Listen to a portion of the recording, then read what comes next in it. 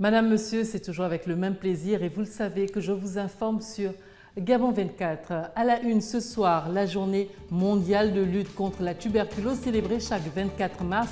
Vaincre la tuberculose est possible si les uns et les autres s'y mettent à temps et si l'on observe avec rigueur les prescriptions d'un spécialiste, comme nous allons le voir dans ce journal avec justement le témoignage d'une jeune femme ayant surmonté la maladie. L'actualité va nous porter aussi au Zimbabwe. Les vétérans de la guerre déclarent vouloir soutenir des candidats compétents lors de l'élection de l'année prochaine, quitte à soutenir l'opposition. Nous aurons les détails dans un instant. Et puis nous aurons, Madame, Monsieur, dans ce journal, le procès de 3 employés du petit abattoir certifié bio du Vigan qui a débuté jeudi devant le tribunal correctionnel d'Alès, une audience axée sur la question de la souffrance animale. Voilà pour les titres. Le Premier ministre gabonais Emmanuel Issoze Ngondé, lors de son séjour à Paris, était l'invité de France 24. La tenue prochaine du dialogue politique sans Jean Ping sont entre autres questions évoquées lors de cette interview. Nous l'écoutons. 8 mois après l'élection présidentielle, vous avez tort de continuer à parler de cette élection. Le peuple gabonais s'est prononcé, il y a un président qui est élu, l'élection est terminée. Ce qui importe aujourd'hui, c'est de voir comment les acteurs politiques, qu'il s'agisse de l'opposition ou de la majorité, s'organisent pour pouvoir décrisper la situation, le climat politique et social. Et il n'y a pas d'autre voie que le dialogue politique convoqué par le président de la République, le chef de l'État. Ce qui est important, c'est le contenu à donner à ce dialogue politique. Plutôt que de nous concentrer sur les personnes, ce qui est important, c'est le contenu à donner à ce dialogue politique. Et ce contenu est très important. Les décisions qui découleront de ce dialogue politique vont permettre une évolution significative de nos institutions politiques. Le président de la République et le gouvernement sont soucieux de donner un caractère inclusif au dialogue. Et cette inclusivité est garantie par la participation massive des acteurs de la société civile lors de la phase citoyenne. Il y a plus de 1100 acteurs de la société civile qui se sont inscrits pour participer au dialogue. Et dans la phase politique, il y a plus d'une 54 ou 55 partis politiques qui se sont inscrits. L'inclusivité est garantie. C'est ça qui est important pour les Gabonais. Que tel ou tel ne participe pas au dialogue, peu importe, ça ne gêne pas.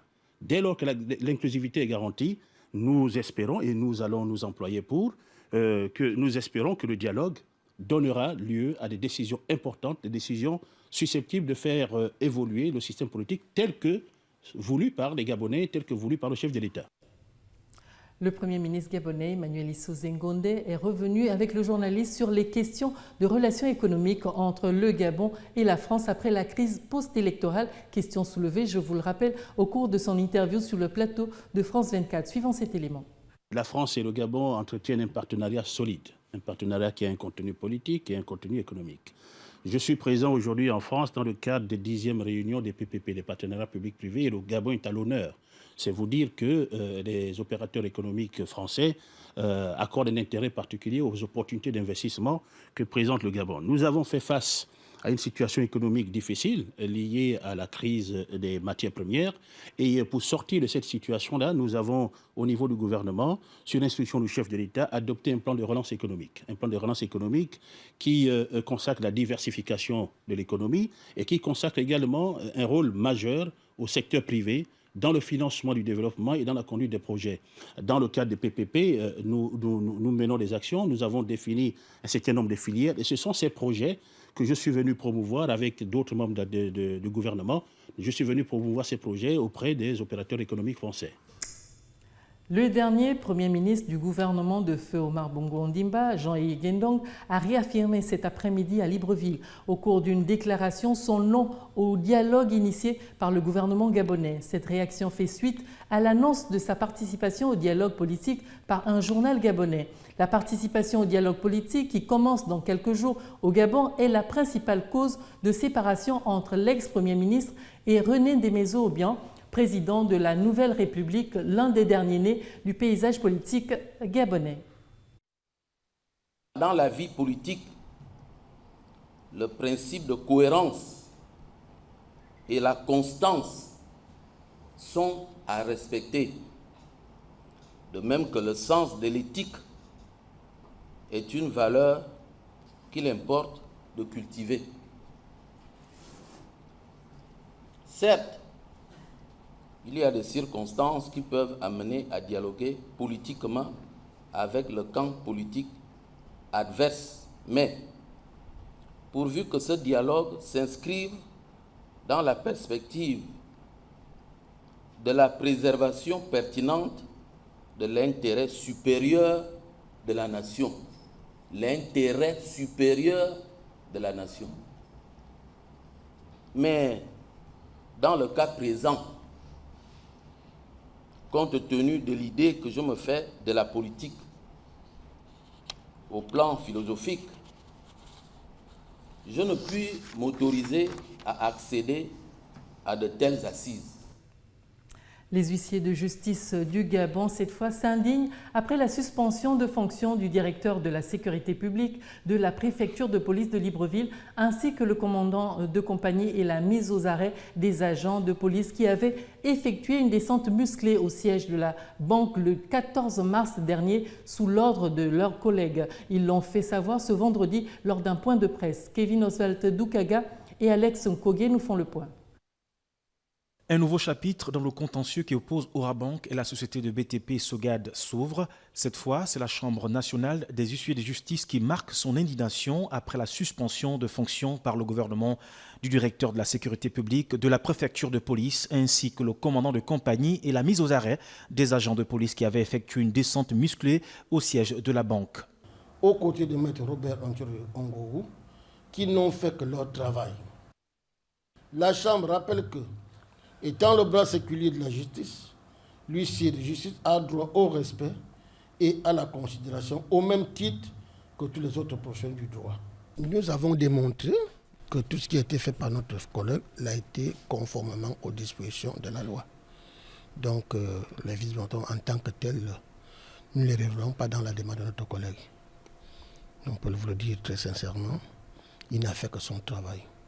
Et surtout qu'il avait un souhait transmis du parquet de la République qui l'autorisait à avoir à ses côtés la force publique pour son exécution.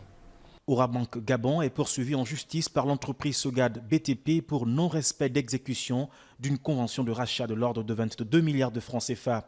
Il s'agit en fait ici d'un vieux dossier mal géré par les deux entreprises qui finalement a été soumis à l'appréciation de la justice compte tenu des irrégularités commerciales contenues dans les différentes démarches des deux parties.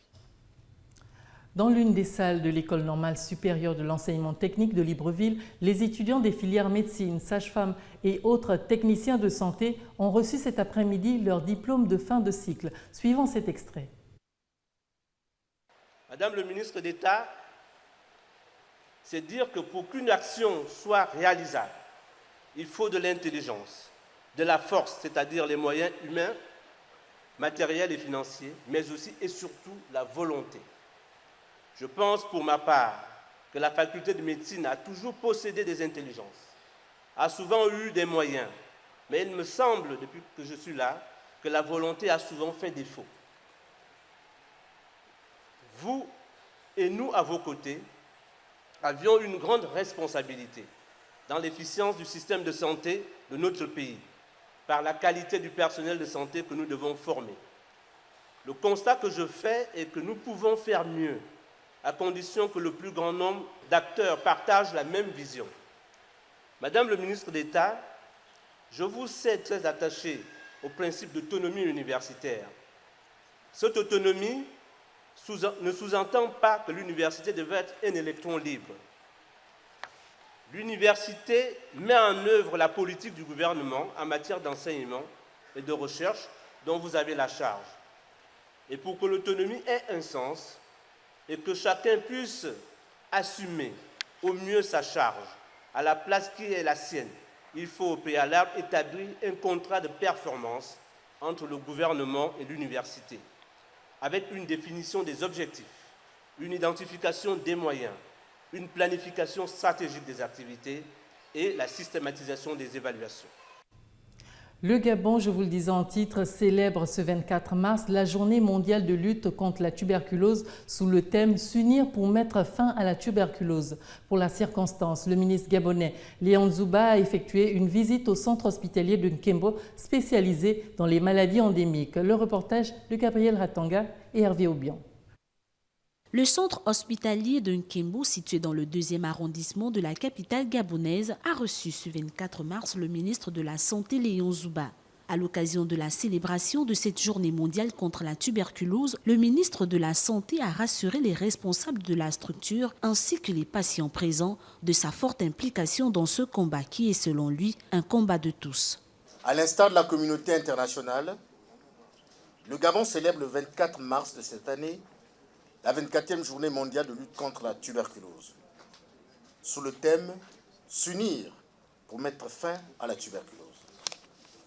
Ce thème très évocateur, à plus d'un titre, invite tous et toutes et chacun à un engagement plus soutenu et ferme dans la lutte contre la tuberculose. En effet, le fardeau de la maladie demeure préoccupant dans notre pays.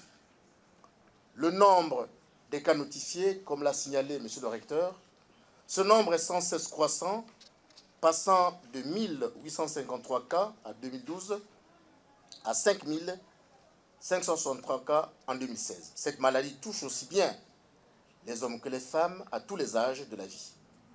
Allant de la directrice générale du centre de Nkembo aux représentants de l'Organisation mondiale de la santé, en passant par des patients qui ont tenu à témoigner, les messages allaient dans le sens de tous s'unir en prenant chacun ses responsabilités pour vaincre cette maladie. Actuellement, 10,4 millions de personnes dans le monde ont contracté le microbe de bacille de Koch à l'origine de la maladie, dont 1 million d'enfants. 480 000 personnes ont développé une tuberculose multirésistante, d'où l'importance du combat. Vaincre la tuberculose est possible si l'on s'y prend à temps et si l'on observe avec rigueur les prescriptions d'un médecin spécialisé. Je vous livre ici le témoignage d'une jeune femme ayant surmonté la maladie. Regardez. Moi, j'ai attrapé le microbe, c'est mon ami qui m'a contaminé.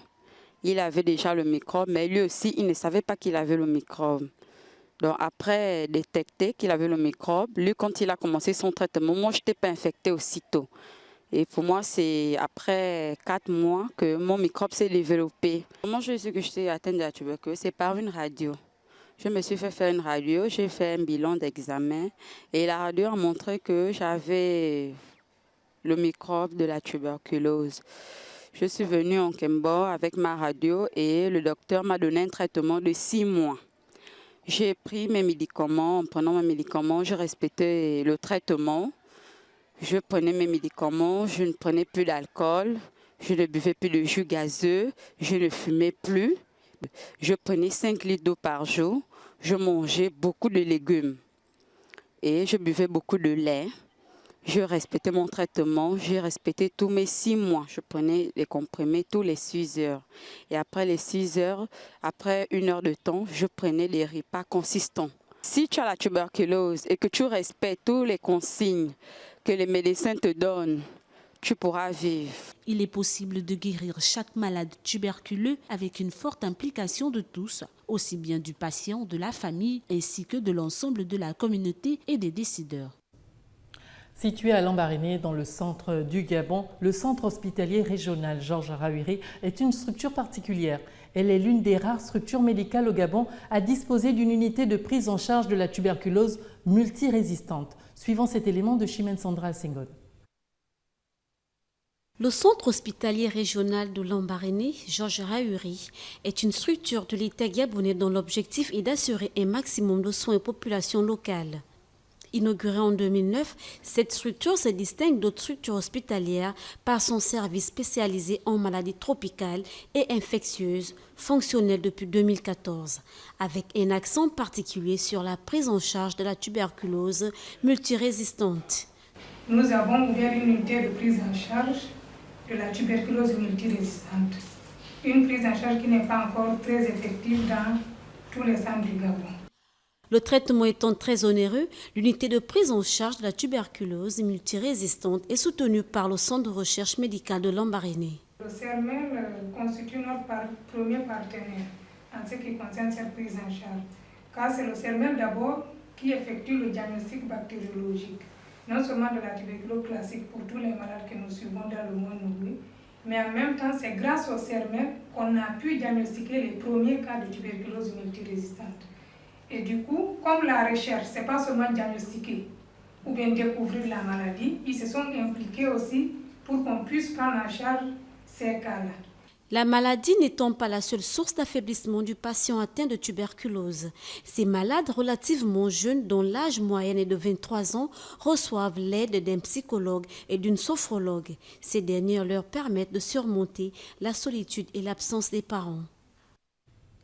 Tout autre chose à présent, nous parlons du choix des filières qui est toujours de nos jours un casse-tête pour bon nombre d'étudiants gabonais. L'influence des parents et l'inadéquation des besoins du marché du travail sont entre autres à l'origine de cette situation. Les détails avec Miguel Mabika et Joël Tatou. Choisir son orientation d'études est encore aujourd'hui difficile pour beaucoup d'étudiants. Certains sont encore influencés par leurs parents, quand d'autres ont des choix pas toujours en adéquation avec les besoins du marché de l'emploi. Une situation qui pose le problème de l'encadrement sur le choix des filières. Pour avoir la bourse, j'ai décidé de postuler au concours. Quand je suis arrivé à l'IST, toutes les filières offraient de formation de 2 ans. Et moi, je voulais quand même faire une licence. Donc, la seule qui offrait cette opportunité, c'était le département de l'entrepreneuriat et puis j'ai choisi. Au début, ça a été difficile parce que je n'avais pas vraiment la notion de l'entrepreneuriat. Je ne savais pas exactement ce que ça voulait dire. Pour moi, les entrepreneurs, c'était comme on voit dans la rue. En fait, c'était une vision profane du mot. Mais après, à partir du second semestre, c'est seulement à partir de là que j'ai commencé à apprécier ma formation d'entrepreneur. Oui, je voulais bien ce métier parce que c'est un métier qui me tenait à cœur. J'aime bien le froid. Le choix, ce sont les parents qui m'ont poussé à y aller, mais ce n'était pas mon choix personnel. Pour les spécialistes, plusieurs éléments rentrent en jeu dans le choix d'une filière de formation. Il s'agit entre autres des résultats scolaires, du goût de l'étudiant pour une activité, l'éclairage des conseillers d'orientation et surtout l'adéquation avec les besoins du marché de l'emploi.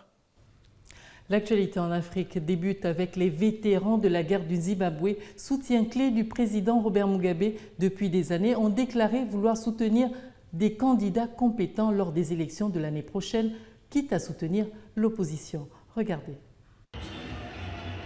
Les vétérans de guerre du Zimbabwe, plus sur la même longueur d'onde que Robert Mugabe, c'est ce que laisse paraître leur dernière déclaration. Jeudi, certains d'entre eux ont marqué clairement leur distance avec le président. Nous faisons le bilan de la raison pour laquelle nous avons combattu, de là où nous en sommes et de là où le pays devrait aller. Telles que sont les choses aujourd'hui, avec des gens de cette qualité, nous ne serons pas capables d'apporter la prospérité. Pour aller plus loin, les vétérans jadis soutiens d'effectifs de Mugabe songent désormais à voter un candidat de l'opposition. Nous avons voté pour des gens au cours du passé parce que nous pensions qu'ils venaient du parti politique dans lequel nous étions. Même alors que nous savions que cette personne n'était pas le bon candidat, nous avons été forcés de le faire allégeance au parti et de voter pour cette personne. Cela ne se reproduira plus jamais. La prochaine présidentielle va se tenir en 2018 au Zimbabwe. Robert Mugabe, qui vient de fêter ses 93 ans, a déjà été investi par son parti pour briguer un nouveau mandat. À 88 ans, l'ancien président égyptien Hosni Moubarak, renversé début 2011, est sorti libre de prison vendredi pour la première fois en 6 ans, a annoncé son avocat. Au début du mois, la Cour de cassation l'a définitivement acquitté des accusations d'implication dans le meurtre de manifestants durant la révolte de 2011. Moubarak, qui est âgé de 88 ans, a été le premier des chefs d'État renversés dans le cadre des printemps arabes à être jugé. Il n'en a toutefois pas fini avec la justice, nous y reviendrons. Le procès cette fois de 3 employés du petit abattoir certifié bio du Vigan et de la communauté de communes qui le gérait a débuté ce jeudi devant le tribunal correctionnel d'Alès, une audience inédite et emblématique sur la question de la souffrance animale. Chimène Sandra Senghon. Le procès des 3 employés du petit abattoir certifié bio du Vigan dans le sud de la France, qui a débuté ce jeudi dans un petit tribunal bondé, entouré d'importants dispositifs policiers, fait suite à la diffusion en février 2016 d'une vidéo choc de L214, une association de protection animale. Les images diffusées montraient les animaux mal étourdis, égorgés ou recevant des coups répétés à la matraque électrique dans l'abattoir intercommunal. Elles avaient immédiatement suscité une vague de réprobation 4 mois à peine après l'affaire similaire, déjà révélée par le L214 dans un abattoir municipal d'Alès. L'association s'est donc portée partie civile, tout comme d'autres organisations de défense des animaux, notamment la ESPA, la Fondation Brigitte Bardot et l'Alliance Anti-Corrida. Aujourd'hui en France, on tue plus d'1 milliard d'animaux. On ne peut pas imaginer que plus d'1 milliard d'animaux soient tués par des personnes qui gardent leur self-control du début jusqu'à la fin. On voit très bien que les animaux résistent, n'ont pas envie de se faire tuer. L'employé l'a tout à fait dit, ils sentent la mort. Et que dans ces conditions-là, on peut avoir des surhommes qui arrivent à tout maîtriser, mais la réalité du terrain, elle est celle-là. La réalité du terrain, l'employé l'a dit, ce qu'on nous apprend en formation, si on l'applique, ça ne fonctionne pas. La communauté des communes du pays viganais, représentée par son président Roland Canaer, devra quant à elle répondre de plusieurs infractions à la réglementation sur l'abattage des animaux. À présent, le rappel des titres avant de nous quitter. Nous avons eu la journée mondiale de lutte contre la tuberculose célébrée chaque 24 mars. Le témoignage d'une jeune femme ayant surmonté la maladie a illustré justement les moyens qui peuvent permettre de vaincre cette maladie. L'actualité nous a porté aussi au Zimbabwe où les vétérans de guerre déclarent vouloir soutenir des candidats compétents lors des élections prochaines, quitte à soutenir même l'opposition. Ce procès en France fait aussi l'actualité actuellement. 3 employés du petit abattoir certifié bio du Vigan, nous l'avons vu dans le procès qui vient de débuter devant le tribunal correctionnel d'Alès. Une audience axée, rappelons-le, sur la question de la souffrance animale. Voilà, Madame, Monsieur, nous vous avons livré là l'essentiel de l'actualité du jour. Merci à vous qui nous regardez de partout dans le monde. Restez sur Gabon 24 pour voir le Gabon autrement. Bonne fin de soirée à tous et à bientôt.